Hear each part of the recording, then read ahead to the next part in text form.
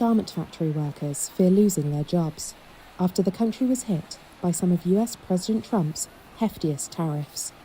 Cambodia is facing tariffs of 49%, denting hopes that it could attract investment relocating from other countries in the region.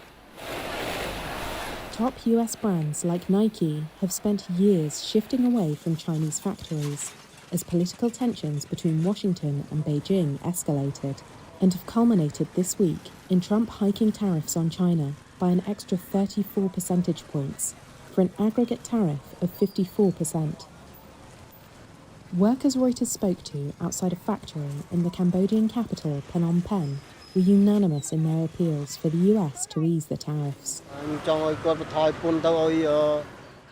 Now we don't have overtime work, and with the introduction of these tariffs, if the factory shuts down, we will all die because we can't afford to live with high costs from the rent and all kinds of goods and food too.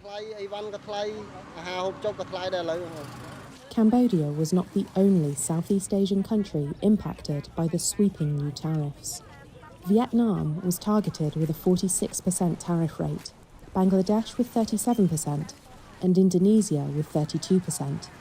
The result will likely be rising prices of sportswear and clothing in the United States. Shares in Nike, Adidas, and Puma each dropped at least 10% on the announcement.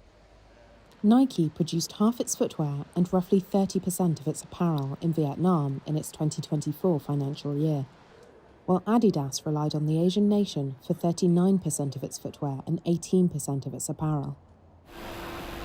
The International Apparel Federation, which represents garment manufacturers in 40 countries, called the tariffs a major shock.